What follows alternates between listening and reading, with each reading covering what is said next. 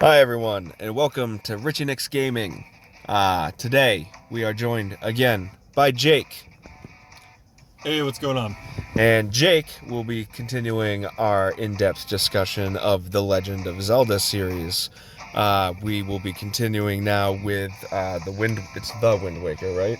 Yes, Because it's the name of the ship. it's the name of. Well, we'll get into it. Okay. So we'll be continuing with the Wind Waker. I just wanted to point out real quick that even if I win every single game, even though I if I win every game and they lose every game, that is the only way to take first place back. Just want to point out my little failure there. But anyway, please like, please subscribe, please share, please check out Jake's channel, Streetlight Productions, and Twitter and PayPal, and let's play some baseball and talk about Zelda. All right, so you mentioned the Wind Waker. Most of the Zelda subtitle names are named after an item in the story. Usually, an item you can obtain. In some cases, definitely not an item you can obtain, like Majora's Mask. And I mean, Ocarina of Time is obviously an obtainable item in that game. Skyward Sword also. Twilight Princess is actually a character, but the Wind Waker is the instrument of that game. Every Zelda game has a certain instrument you can play. In Ocarina, it's the Ocarina. It's the Ocarina of Majora's Mask too. But in Wind Waker, it's actually a baton, which is not really an instrument, but when you wave the baton, the gods sing. And you mostly use the baton to direct the wind because you use a sailboat. These knuckleballs getting me. I'm sorry. Oh, no worries. No worries. Fuck. But yeah, I mean, it's the Wind Waker isn't the boat, but it might as well be because it directs the wind, and you are at the mercy of the wind with the sailboat. Mhm. So, you control the wind, you can control the boat. That means a friend who tried to explain this game to me in the past failed. Why would he say? Said it was the boat. It's not the fucking boat. No, the boat's called the King of Red Lions, which is a bit of a foreshadowing because the boat is actually possessed by the ghost of the King of Hyrule. Okay. Zelda's dad? Zelda's dad, yeah. It gets a little weird here, but so spoilers, I guess, ahead for the Zelda series, but I mean, shit, this game's almost 20 years old. So Richard, might I ask, Wind Waker takes place on the ocean. Yeah. Yeah. So where's Hyrule? It's, not in the... It's somewhere. It's under the ocean. It's under the ocean. That's like the big halfway through the game, like big twist. Link actually completes a few trials and he gets to like go under, so the boat goes under the ocean. And once it gets deep and Link realizes for some reason he can breathe, for some magic reason, Yeah. he looks down at the ocean floor and he sees Hyrule Castle, Hyrule Field, all the caves. And when I was a kid, I was like, what? Because I had played the other Zeldas, so I knew what I was looking at. And everything is down there, underwater, frozen in time. It's amazing. Frozen in time. Yeah, and then you pull the Master Sword, which is down there. And the whole point is, the land got flooded, and all the islands in Wind Waker are just the tops of the highest mountains. But here's the funny thing. The Zelda map has been pretty consistent throughout the Zelda games. But if you look at Wind Waker and see which islands are which, you can tell what landmarks they are from the rest of the Zelda series. Like, there's one volcano island called Dragon Roost Island. It's Death Mountain from the other Zelda games, clearly. And all the other, the Forest Havens, the Kokiri Forest, even Kakariko found a way to become a Windfall Island. So, yeah, Wind Waker was awesome. What happened was... It's the water world of Nintendo. It's the water world of Nintendo, yeah. Well, what happened was, basically Ganondorf almost won, and instead of letting him win, the goddesses, they flooded the land of Hyrule to give it a soft reset. And the only survivors were those that escaped to the highest mountains. So, I mean, it's a great game. The sailing takes a bit of a long time. That's kind of the general consensus of it. But by the end, you have to go back underwater. And it's funny because at the very end, for the very last dungeon, it becomes a true Zelda game again. You have to walk through Hyrule Field. You have to go to Ganon's castle. So only for the last bit is it like, all right, now it feels like Zelda again. I mean, it felt like Zelda the whole way through, but now it looks like Zelda again. Yeah. So you go and for being, I mean, Wind Waker had those very cel-shaded, like, kitty graphics. But for having... Yeah, I remember that was one. It was like really disappointing to everybody. Yeah. But here's the thing. It's got the most brutal ending and the most serious plot, I think, of any Zelda game. Which is in stark contrast. Like, you rescue Zelda in the other games. That's not really the point here until the end of Wind Waker, when she actually gets captured at the very end. But for a lot of Wind Waker, your objective is to eliminate Ganondorf. Like, you actually have a target. You don't have to rescue somebody, you have to eliminate somebody. I could be wrong there. I gotta say, like, the fact that the knuckleball is so fucking slow is killing me. I'm getting so many strikeouts. Anyway. Let's see here. Well, now I'm pitching, so. So yeah, anyways, in this game, you finish Ganondorf off by plunging the Master's Sword right between his eyes, where it gets about halfway in there before it stops. Like, half of the blade makes it in. Then he turns to stone on the spot, and he becomes like a stone version of himself, with the Master's Sword sticking out of his head, which is pretty insane. And you're Kid Link when you do it, so when you stab him, you're like, it's like a I'm bleeding. Why? Pick the scab by so yeah, no, Kid Link like literally does like this super move, and he gets behind him, and he, like, the final move is like Ganondorf like goes up to get Link from below, and Link like literally plants the sword right between his eyes, and the last shot is of him. Link's legs are on Ganondorf's chest, and Ganondorf's like kind of arched back to allow this sort of thing, and Link is just like, the thing turns to Ganondorf turns to stone with Link on him, and then once Link like lets go and he jumps off, and he just backs up and looks at it, and so that's pretty brutal for Wind Waker. You know, we would expect that from like the other Zelda games, but not this one. Let's see. Then we move on to Twilight Princess and Skyward Sword. Well, there were others. There was Four Swords, which I never played the Four Swords. I didn't have the absolutely insane amount of hardware and link cables and Friends. Oh, yeah, that's right. Yeah. And Friends, the hardest hardware of all to obtain to get that stuff. I did play the Four Swords Adventures for the GameCube, though. That was actually a lot of fun. That is a very underrated game. Like, no one played that game. No one bought Four Swords Adventures. You can beat it with one person, but you can also play with up to 4 people, and it was incredibly underplayed and underrated. Not much to say. It's 4-player Zelda. It goes in levels this time because it'd be kind of hard to do an open world like that. But if you never played Four Swords Adventures, I highly, highly recommend it. So, with Wind Waker graphics being the cartoony graphics they were, Nintendo was sort of pressured by fans to release a Zelda game that returned to the adult, mature graphics they had sort of promised with Ocarina of Time and with the demos released after that.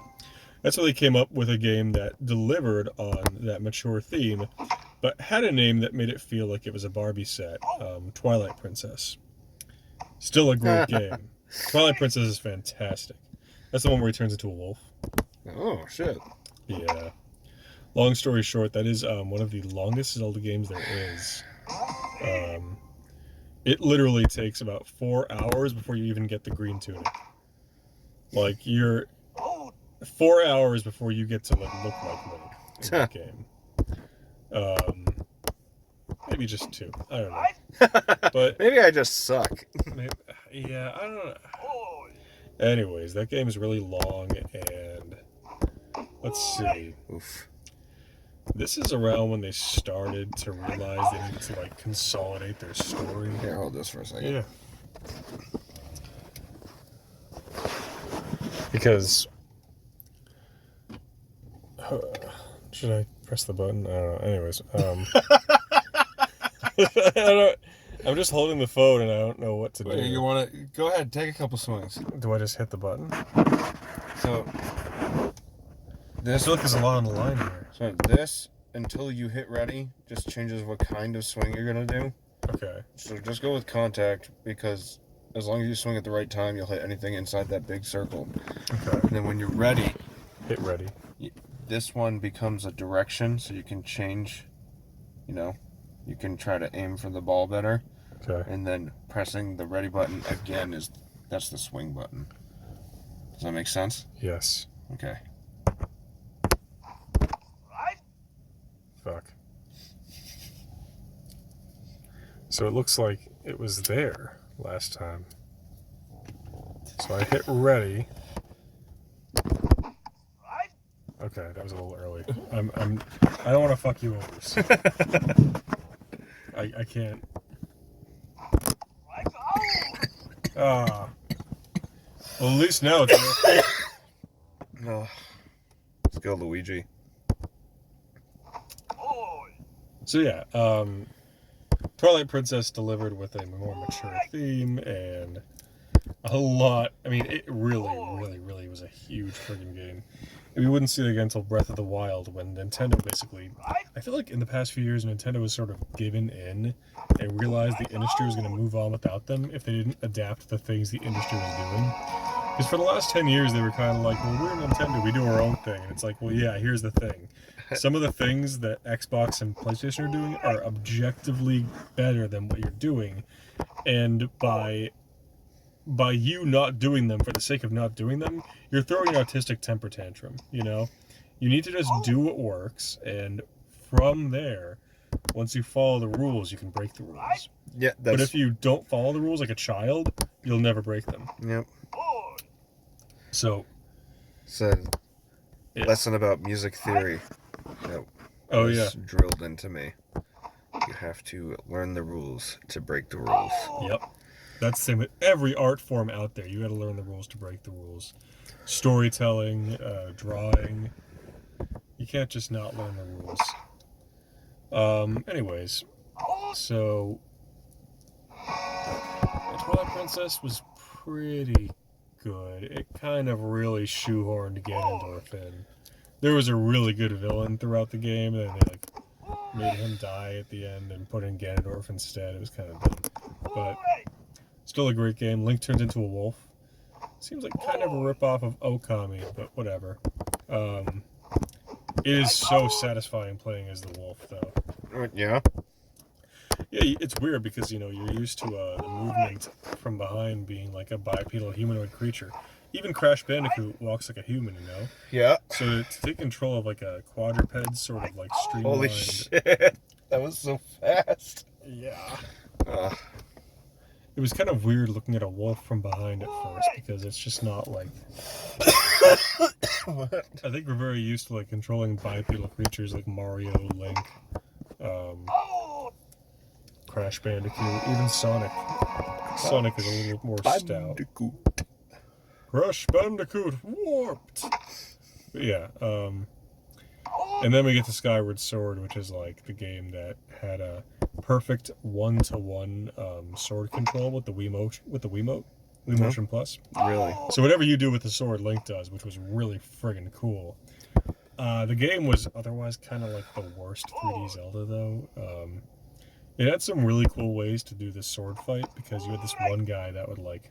You had to fake him out, because he'd move his hand. He was a demon, so he could like hold your sword with between his pointer finger and his middle finger. Like display of power. You strike and he just goes... he just like, grabs it. Yep. This.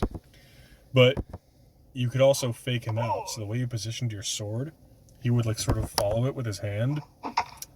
What you had to do was like have a starting position that made it look like you were going to strike from one angle, and then you just switch it up and strike from somewhere else. Which is amazing. He's also like the first boss in the game. He's a recurring boss. But Okay. to see a boss where I was like, oh my god, that's so friggin' clever. I have to fake this guy out because he can follow me and he can guess where I'm going to strike from, and he puts his guard up in that area. And actually, because the sword controls are 1-to-1, a lot of the later bosses are based on faking them out and making them. It's like real fighting. You need to like figure out how to make them block a certain area so a certain area will open up for you to strike. And the last boss in Skyward Sword is all about that, you know. In fact, it's very difficult to beat him with just that. There's other ways to do it, but he is, oh my god. The last boss of Skyward Sword is a demon named Demise, and this demon is actually, once he's defeated, he promises Link that he will continue to reincarnate and torture his offspring and Zelda's offspring for generations. So Ganondorf is actually the reincarnation of a demon that was killed in Skyward Sword. That's a super prequel. Yeah. Skyward Sword is actually the first in the lineup chronologically. It's funny because you learn that everyone in Hyrule came from the sky, sort of. Basically, when Demise first attacked, the goddess Hylia brought everyone up into the sky to protect them, and then everyone comes back down again at the end of Skyward Sword. And, yeah. Are you doing well? I'm down by 1. Okay. Just had the 7th inning stretch.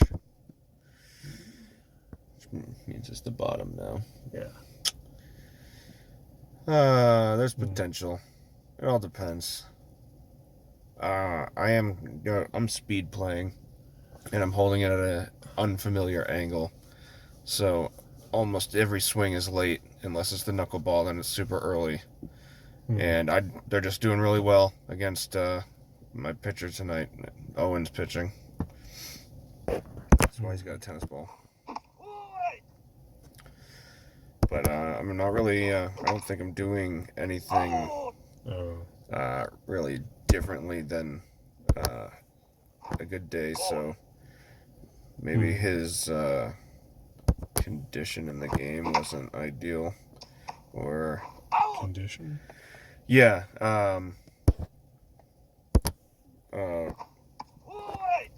Either +5, +3, 0, -3, -5. Is it just some sort of biorhythm? Like he's just good on some days and not as good on other days, or what? The more they play, the lower their condition goes, and you have to give them what's called a condition drink. Got it. To raise it again. Like just Gatorade, basically. Yeah. Like secret stuff. Well, yeah, and the experience points item is an experience drink. Got it. They're different shaped bottles. And then their upgrades are badges and accessories. And gold is money. Gems are bonus money. Damn it, that knuckleball! Sorry, dog. I didn't want to be here to talk Zelda while you were murdered.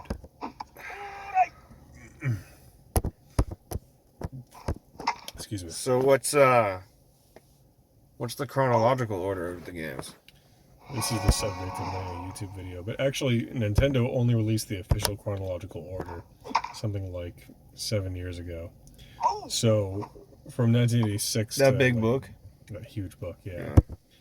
It starts with Skyward Sword, and then it goes into like the Minish Cap and Four Swords. I didn't mention the Minish Cap. It's a mobile game. It's really good. It's one of the most underrated Zelda games of all time. It's so much fun. It's a mobile game. It's and sorry, I should say it's for Game Boy Advance. Oh, okay. My bad. Yeah, no, Minish Cap is amazing. You shrink in that game. You like go down to the size of like a bug, and some of the dungeons are actually like tiny. Like one of them's literally in a stump, and I think one of them is literally in a because you stand on a stump to transform. Like you literally get on the stump, and the stump has a little crack in the middle, and you just like get small, and you fall into the crack of the stump, and you walk out of the stump as a mouse. So yeah, okay. So the timeline actually goes Skyward Sword, then like Minish Cap and everything, And then an Ocarina of Time, because of the time travel element, the timeline actually splits into three. There's three timelines. One that benefits Ganondorf, one where Zelda is sort of the maker of it, and one where Link is. Basically, in the timeline where Link beats Ganondorf then disappears, that's Wind Waker, because Link beats Ganondorf, then Zelda sends him away back to his own time, and then Ganondorf comes back, and there's no one to beat Ganondorf. So they flood Hyrule, and thus the Wind Waker, Phantom Hourglass, Spirit Tracks. The other one, Ganondorf never takes power because Link comes back from his own time and is like, look, that guy's going to attack, you should execute him. And so, in that one, they actually execute Ganondorf, but they have to send him to like a demon Shadow Realm. And that becomes the second timeline where there's Twilight Princess, because he comes back with the Shadow Realm people to try and take over Hyrule. And Majora's Mask as well, because after Link's business is done, he leaves to look for Navi. So all like those really dark games come from that one. And the timeline where Ganondorf actually wins the fight against Link in Ocarina of Time spawns the... I believe it spawns Link to the Past and Zelda 1 and 2. Could be wrong on that one. Excuse you. Yep. Did you win? No. Fuck. I'm sorry to hear that. Yep. Oh boy. Yeah, but yeah, man, that's what I know of the Zelda timeline. Actually, Zelda 1 and 2 from the 80s are the chronologically last games in the timeline. What? Yeah. The first ones made are the last in the timeline. No joke. Huh. Yeah. So how does 2 end then if it's the very last game? 2 ends with Link. He beats bad guys who aren't even like part of Ganondorf's people. They're like these bird people. The Thunderbird, not the car, and he beats Dark Link. And the whole point of Zelda 2 is that you have to like. There's one Zelda that was put under a spell, and you have to wake her up because she's been asleep for like hundreds of years. So Zelda 2 ends with Link waking up the 100-year sleeping Zelda, and they kiss behind a curtain. That's it. The funny thing though is that Zelda, who was she was actually a wizard tried to kill that Zelda. This is an ancient Zelda. She's been asleep forever. And the wizard tried to kill this Zelda, but I forget who it was, a magician or the prince or somebody. Someone in Zelda's favor tried to defend her, but they could only like subdue the spell. They couldn't like totally stop it. Mm-hmm. So instead of killing Zelda, it put her to sleep until certain magic conditions were met, which Link does. But because the prince or the king is so torn up about Zelda being put to sleep forever, he makes the decree that every royal female born from that point on will be named Zelda. Which is why every Zelda in Zelda is named Zelda. Like, you can name Link whatever you want, but Zelda's name is always going to be Zelda. And it's because of that royal decree based on the grief-stricken prince whose sister was, like, put to sleep. So, that is why. That is from, like, 1989, too. That's very old Zelda lore. That's, like, hold on. 80s. You said 1989 Yeah. is old? Well, it's for Zelda lore, that's quite old, yeah. I'm just saying you're calling me old. I'm older. I'm 88. What I'm saying is the fact that they even had lore for this game, because, you know, these games, like, back in the 80s, they had, like, a paragraph of story explanation. That was it, you know? Man, the original Mario story explanation is wild, too, because if we are to believe that what is explained in the Mario instruction manual is canon, then you were technically killing a Toad every time you break a block. Because Bowser turned all the Toads into, like, blocks and stuff. What? So, yeah, I'm not joking. Look it up. Jesus. Yep. How do you feel about your precious points now? 10 points for every block. So is there, like, an intentional playthrough of getting the fewest blocks? There must be. Not a lot of people know that Bowser, like, the reason you're freeing Peach is because she can reverse the spell to turn all the Toads back to normal. Which is why there's so few toads in the Mushroom Kingdom, even though they're the residents, because they've been turned into everything you see around you. And Bowser did it. I think he like stole Peach's magic wand or something. I don't know. It's kind of silly. But he also put a spell in the kingdom where you can't move left. That's like the most important spell. Sorry, that's not like an actual part of it. That's just that's part of his demonic spell.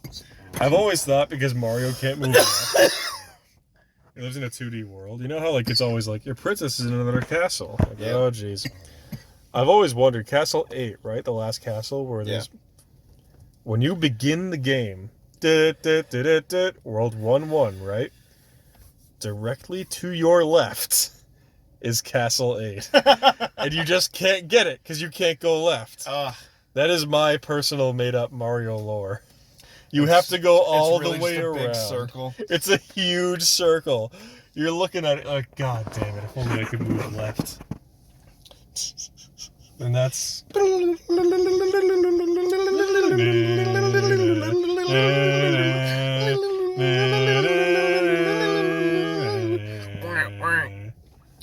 Yeah.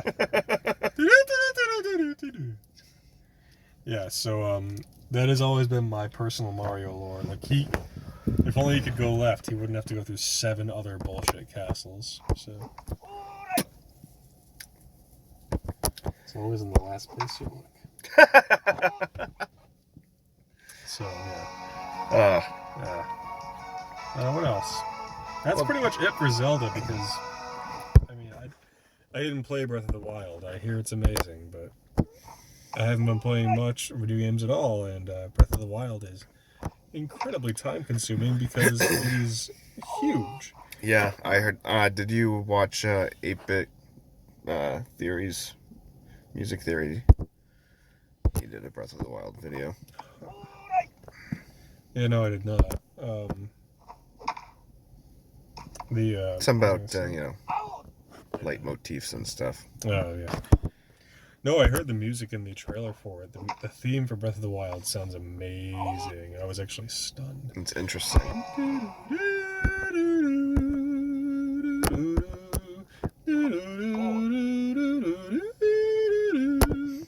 Something like that. It was pretty.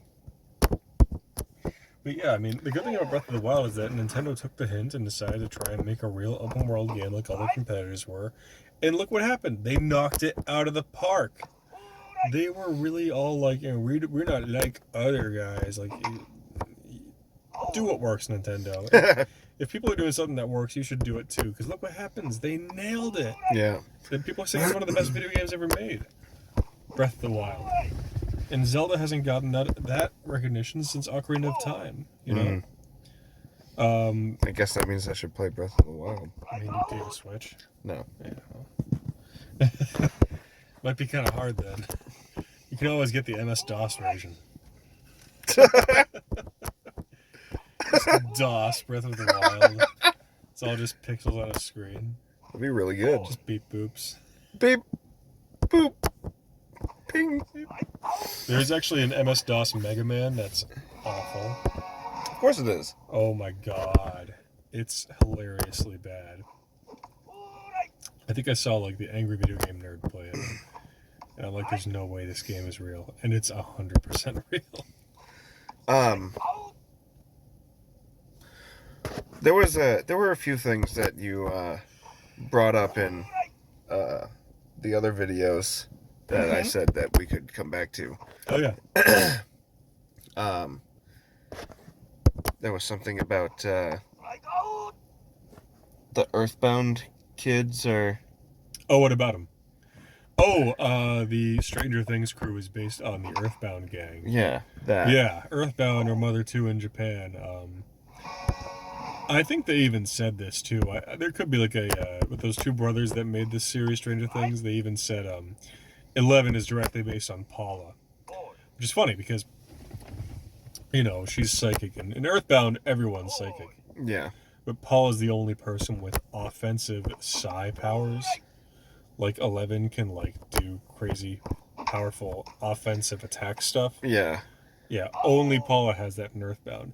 Now Ness, who's the main character, if you ever played Smash Brothers, in the games he doesn't have PK Fire or PK Thunder. Those are Paula's moves. He has Huh. he has pure psychic abilities like telepathy, psychic barriers. What? Yeah, I've been misled my whole life. yeah. Ness in Earthbound is the physical attacker. He has the baseball bat. He strikes hard physically. Oh, that's why the baseball bat's so good. Yeah, and Because it's his real move. right. And his psychic powers are like healing, barriers, telepathy, stat changes. He's a monster with them. And then So who has the electricity? Paula. Paula has the electricity, Paula has the fire, Paula has the freeze, Paula even has the magnet, his B down. Ness's B move in Melee, the green flash, the green fireworks, he actually has that. That's Psy Flash. PK Flash. But again, it's kind of like, oh, it's a psychic flash. It's It's just a parry. kind of your usual psychic attack.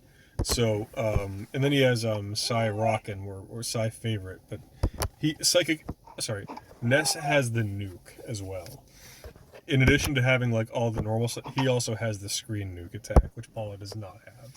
He has like use like half of your MP to like absolutely nuke the screen. So you can use Ness for that once in a great while too.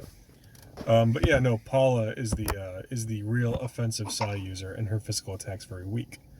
And there's Jeff, who actually does not have psychic powers. He's the machines guy. And there's Pooh, who, yep, there is Pooh, who, he joins late, and he kind of leaves your party on 2 separate occasions, only to come back with, like, tons of power, because he's training. Oh, like that's why he leaves? Right. And so I always thought Pooh was like Lucas, because Lucas leaves the group in the first season of Stranger Things, only to come back with some important piece of information that he could only got by leaving. So Lucas is the Pooh of the group. He like goes out and he comes back, and he's also the most like stoic, I think. Lucas is like the most level-headed in the show, whereas Pooh in Earthbound is the one who is like, he's been raised in discipline like an Asian prince. And, you know, whereas Ness and Paula and Jeff are like American kids, Pooh can kind of like, he has a feel for honor and all that stuff. So, meanwhile, 11 is definitely Paula. I mean, that's already been explained. Even her outfit, sorry, that initial pink dress she wears in season 1. Oh, yeah. That like pink with the white frills on the collar and everything. Direct ripoff of Paula's outfit. No joke. And her hair before she cuts it is like Paula's hair. So she looks like Paula. Oh, when she's wearing the wig, you mean? Oh my god, yeah, you're right. The wig. Maybe even her hair before the wig, but I believe her wig, yeah, her wig looks like Paula. She wears a blonde wig, but she's a brunette. Yeah, blonde is Paula. Okay. No wonder I had flashbacks to Earthbound when I watched that show. It looks just like her. And it leaves Ness is the main character. What's his name? The main kid? It's not Mike, is it? Yeah. Mike's the main kid? Yeah. Yeah. Will's the one who disappears. Right, Will disappears, Will Byers. Yeah, Mike is like the... And of course there's Dustin, and Dustin's like the kind of the nerdiest one, right? Dustin's like a super nerd. Yeah, I guess so. I mean, who else would it be? Well, Will's the most into D&D. Doesn't Dustin like tech though? Yeah, yeah. Okay, that's Jeff then, because Jeff is the non-psychic user, and he makes the bottle rockets and all the other like tech stuff and robots. Yeah, stuff. Dustin makes that big radio in the 3rd season. Okay, then he's Jeff. My God, it matches up a little too well. And I guess Mike is Ness by virtue of being the main character, and that alone. But hey, being the main character is pretty awesome because you get to drive the story. So, yeah, I mean, once you finish this, take a look at Paula from Earthbound and tell me what you think. Well, who is Will? Will Byers, the person who's... In the 1st season, he disappears, but he's there for the rest of it, and he's affected. He's the one most affected by everything. Right. Well, I don't know, because I only really, I've watched the other seasons, but the first season's where I made that comparison, and if I had to pick a character, I mean, it'd be kind of a stretch here, obviously. A character who's affected. Did you watch season 3? Yeah, I've watched all of it. Are you afraid of spoiling Spoilers ahead for Stranger Things. season 3? What happens to Will in season 3? Is that... Because I don't know. Oh, you don't know? I saw seasons 1 and 2. I should reiterate. Oh, all right, which one's season 2? Season 2 is where like they It's inside him, and they have to get it out of him, right? No, but he can like. Season 2 is where like the cop goes out and he has to like dig, and then he finds it. Yeah, but it's inside Will, and they have to like heat him up and kick it out of him. Yes. All right. So in 3, this is a big spoiler, I guess. Does he become evil? No. So the mind flayer, Yeah. didn't really go back. Okay. And it becomes a physical being in our world by like it takes over the minds of rats first, and it like implodes them, and it like takes their mass and starts like assembling itself, and then it starts getting people, and it's getting bigger and bigger. Oh man. And it's like a big like kind of I don't know what the right word for that is. Becomes like a hive mind, or No, it's it's one thing. It literally like implodes beings and then just takes like the broken down product right, and reassembles itself into its own version, like its own big a mass of different meat bag thing, but in the Gross. shape of the mind flayer that you see in season 2. Right. Yeah, it is gross. It's when he gets really big, it's like horrifying. Cronenberg. There. Cronenberg. I had to think of Rick saying it. I had to hear his voice saying it. Cronenberg, Morty. Cronenberg, Morty. So that was a really bad impression. that was a terrible impression. I had to like wonder where you were coming from. What? Anyways, the closest thing to that is the antagonist of Earthbound, Gygus. He starts to slowly take control of people. He doesn't implode them, but he turns them bad.